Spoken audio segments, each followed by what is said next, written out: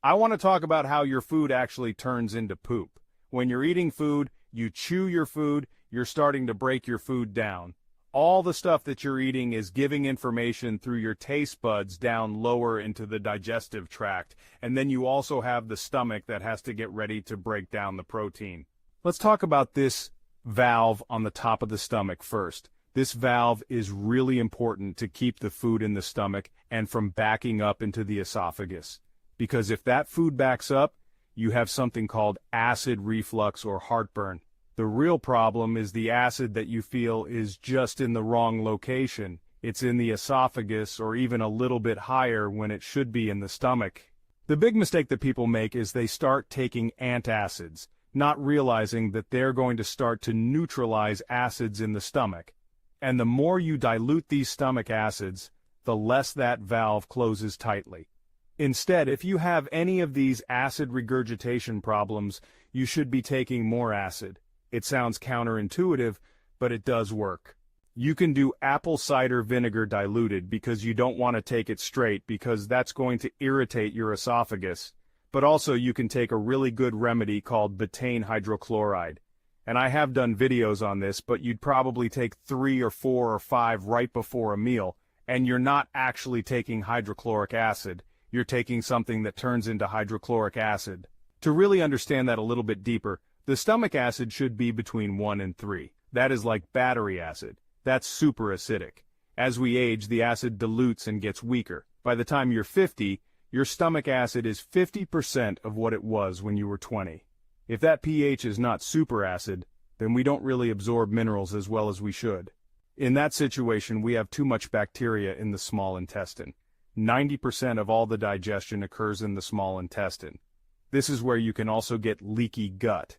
And leaky gut can occur if you eat a lot of things that are damaging, especially in the areas of grains. Gluten can really create problems with that. Junk food, refined sugar, seed oils, all of these things can actually create leaky gut. And then we have enzymes within the small intestine that are helping you digest right at the point where the stomach releases its juices into the small intestine. The pancreas also has to release something to neutralize all that stomach acid, or else it's going to burn a hole in your small intestine. How do you know that you don't have enough acid in your stomach? Indigestion. So you eat food and it's just like, wow, it's just not digesting. It's kind of sitting there telling your pancreas to get ready, start to produce enzymes. You have to then associate that with what enzymes are going to be released, because you have enzymes for protein, carbs, fats. Information is sent down to the liver and the gallbladder to prepare to digest because we have the bile salts that are involved with that. One tip on digestion is, the worse off your digestion is, the less food you should be eating. But then, we also have bile. Bile is not made by your gallbladder. The bile is made by your liver. And so the liver makes the bile. It goes down a little tube, and then it goes right into the gallbladder, and it just gets concentrated to help you break down fats.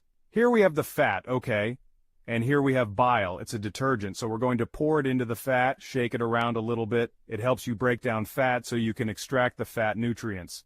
Bile salts also kill off pathogens, bad bacteria in the small intestine. Your microbes actually make bile salts as well. When you become deficient in bile, you start getting bloating, burping, belching, your vision becomes a problem, and something else happens too. Gallstones. If you're eating more cholesterol, bile salts will help kind of get rid of that.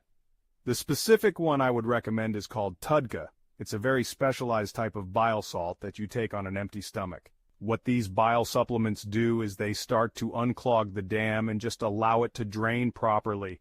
It gives you a lot of relief. Let me just move right down to the large intestine. This is where something gets digested. You have trillions and trillions of microbes in your large intestine that are helping you break down this fiber through an interesting process of fermentation. We're feeding the microbes fiber, and then that's being converted into a type of fatty acid, which then feed the colon cells. And these trillions of microbes do so many wonderful things for you. They give you 80% of your immune system. They help you make neurotransmitters like serotonin, dopamine. Whatever's going on in your microbes down here is going to go on up here. When you eat food, It has to go through this entire assembly line of things that happen to the point where it ends up as poop. Poop is like mostly water.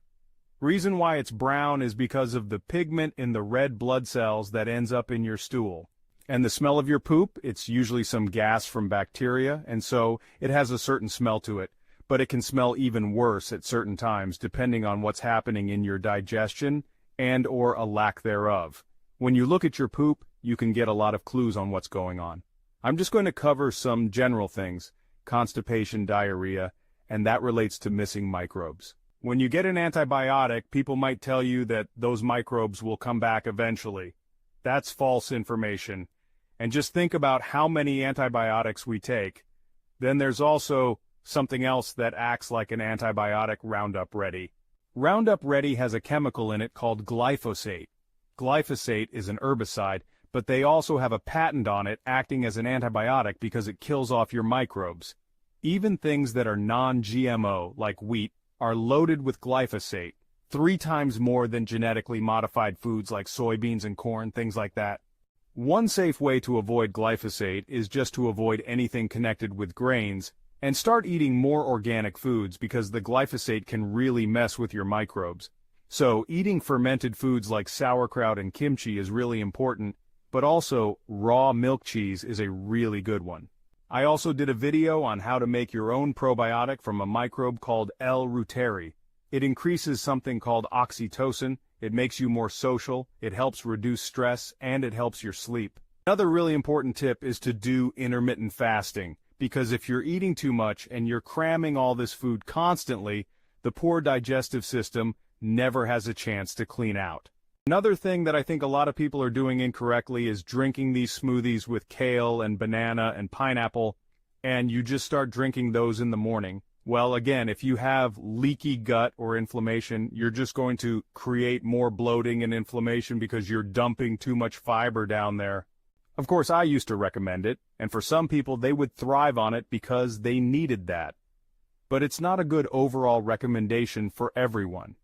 90% of chronic disease is coming from your food, and most medications are treating the side effects of bad food. Thank you so much for watching, and I will see you in the next video.